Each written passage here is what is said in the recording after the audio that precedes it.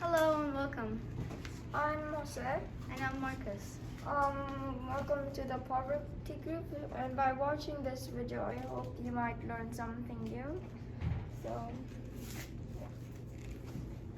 So this is a book we made, and the start of our. Well, let me get a video of the whole area first. Whoop. Okay, it's a big area. All right. We made this in the start to show the process of our learning and development. So we began the first week and did this. So color, symbol, image is the theme of our book. So color, symbol, image about the Poverty. idea of poverty. Okay. Yeah. And then we have done the same at the end again. I see. To see how your thinking has changed. Yeah. About the concept. Okay. The reason why we made it is so that we and the viewers could see how our learning changed. Yeah, how our learning changed, and to see how much we've learned. Yeah. Then if we move over here with the arrows, Follow the arrows. then we have our inquiry wall. Our inquiry wall is basically to show our central idea, our lines of inquiry, and our key concepts. Our central idea is our actions can improve the lives of people in poverty whose lives are very different from ours. Our lines of inquiry are how poverty can affect some people's basic human rights, and poverty can lead to crime, and the role we play in helping the people in poverty. Yeah. The process of this wall is that we made this in the start of the unit to make a successful exhibition. So we've all researched about this, this, and this.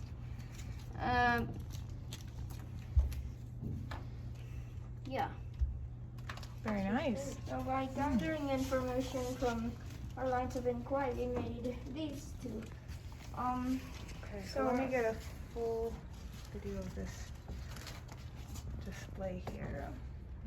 Okay. So our information wall basically explains what the definition of poverty and the types of poverty, and our lines of inquiry gives us answers to all of those. So if you want to read it, you can just read it. Lots of information here. Yeah. So all of these posters is from Canva, but in the start of the beginning of our exhibition, we thought we might do it on paper. But then we found out that this looks better, and this is why it looks like. And these are your notes? Yeah, these are our notes. Yeah. So you used these notes before creating these posters on Yeah. Canva? We studied our notes and then made these posters. Oh, I see. So these notes are basically our process of how we made that wall, our info wall. Yeah. This is also called the unit wall. We also have a bigger one in our class. But we just made a mini version. Yeah. Yeah. Very cool. So our unit wall shows us our notes that we took, and just to remind us our key concepts and central idea. So it shows Marcus and my work notes. Yeah. Yep. And well, the process of it is the process. I mean, This is the process. it is our process on a unit wall that shows our process. It might sound a bit confusing, and it is. Yeah, that was our unit wall. So Moving on, Marcus and me made ballot box. Marcus made a ballot box, and I made an interactive, so that people can see which one got the most votes in the question. How many people in Japan do you think are in poverty or are poor? So basically, how this works is you crumple up a piece of paper from here. You just crumple it, and then you put the slot.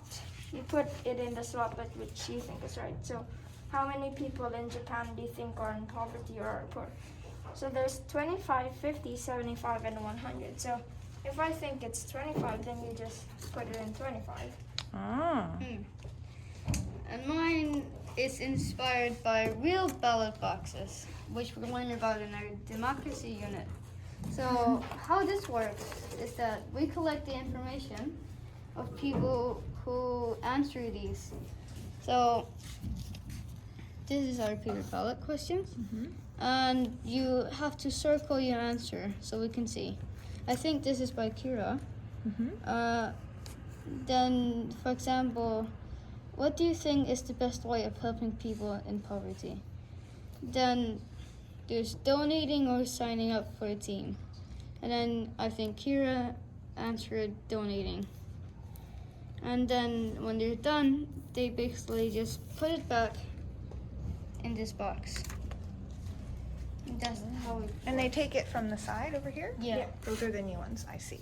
Yep. So for my taking action project,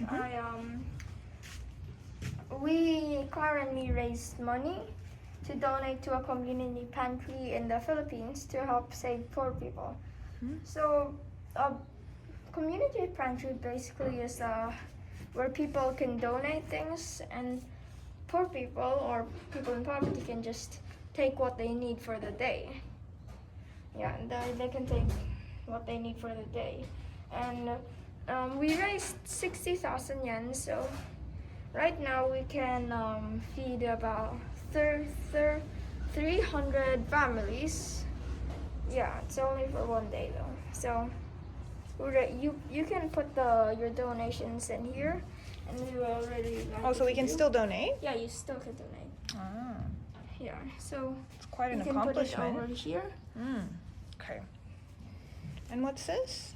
Oh, this is basically a mini version, a copy of a real community pantry, except they use real food.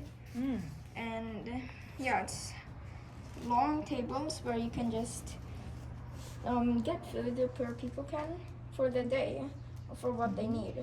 The motto of this is give what you can and take what you need. And this is in the Philippines? Yeah, in the Philippines.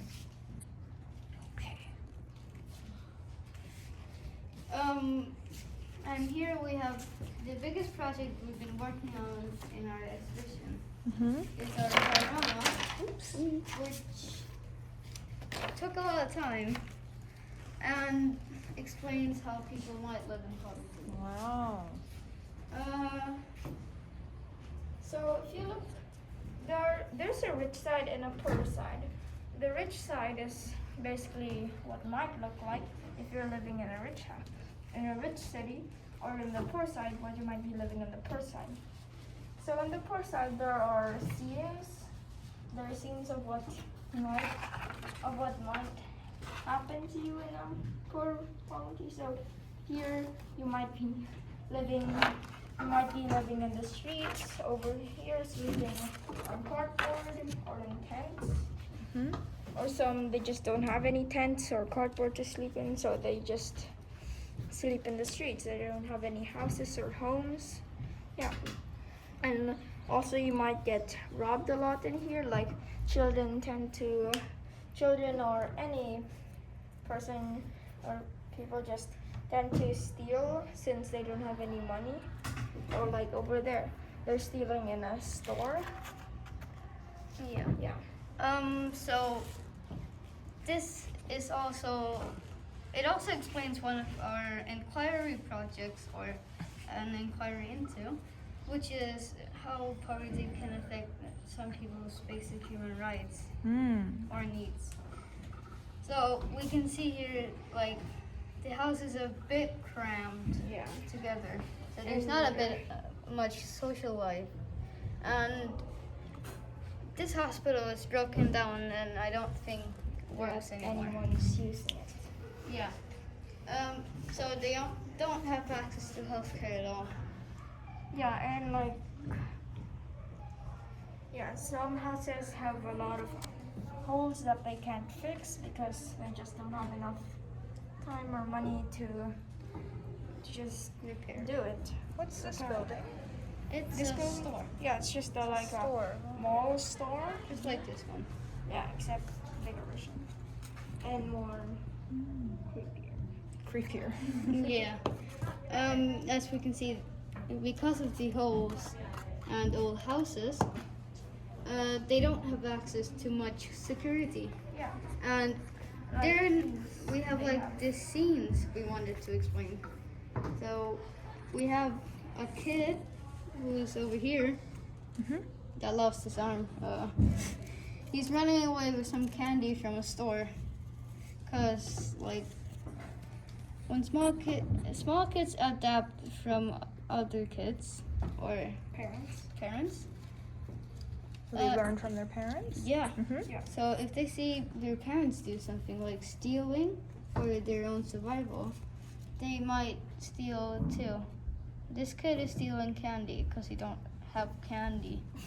And then we have older people or older rubbing an old man, like he's rubbing a man, and he's rubbing this guy who's rubbing a man.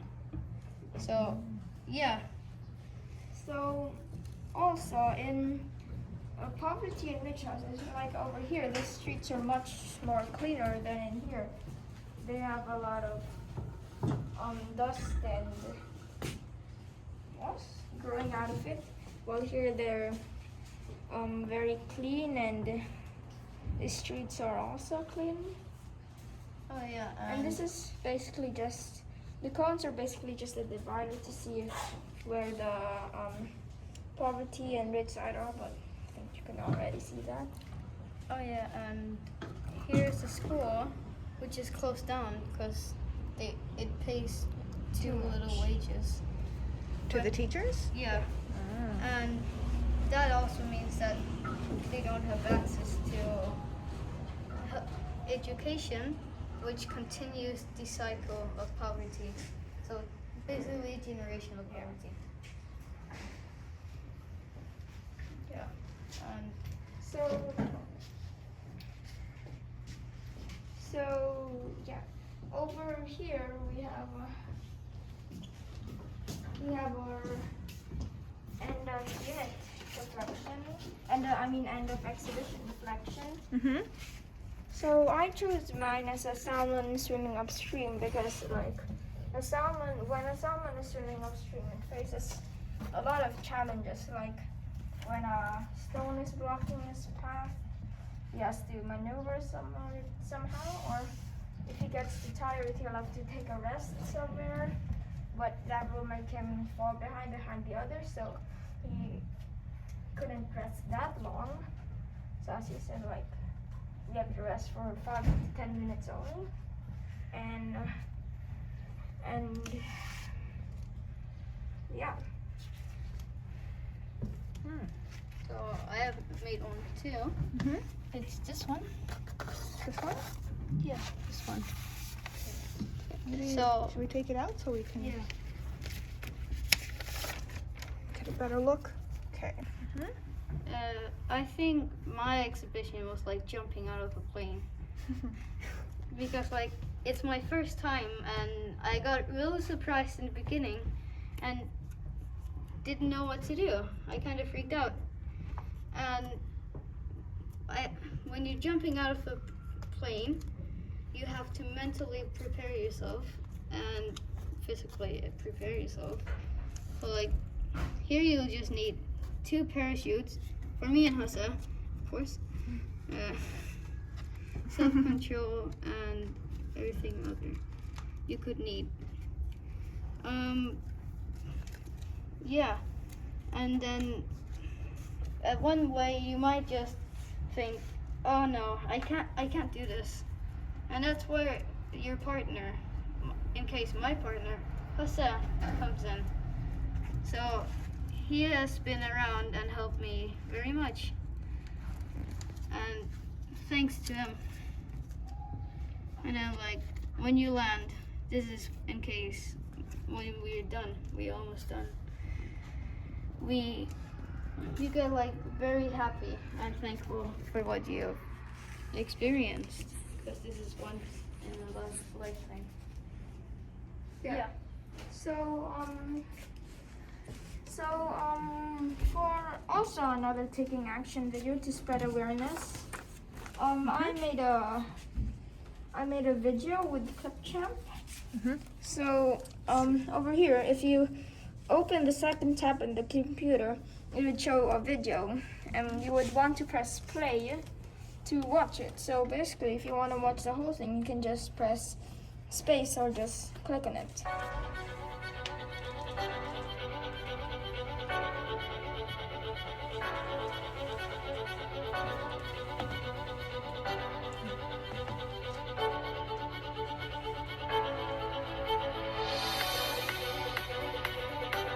So if you want to watch the whole video, you can just watch it, yeah. But if you watch the whole video, then you would have to like put it back in the beginning, or else the other people. So if you want to put it back in the beginning, you can basically just click on this and then move it all the way back to the beginning. I see.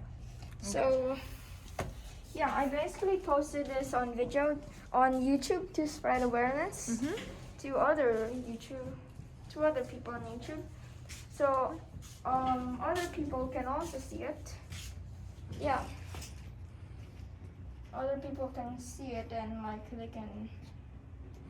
it'll spread awareness. Yeah. That's also one thing we researched about, what role we play in helping people in poverty. And there we researched that spreading awareness can help people in poverty. Us students can spread awareness in our city. So like one single change can change everything. Yeah, like we might start a chain reaction. Yeah. That was everything. That we did for our exhibition. So yeah, thank you for watching, and I hope you learned something new today by watching our exhibition and video. Special thanks to our mentor, Mr. Raban, and our parents for helping us out. And then for all the people who donated, Clara and me thanks you a lot for helping them, for helping the people in the Philippines. Yeah, thank you. Yep. Bye.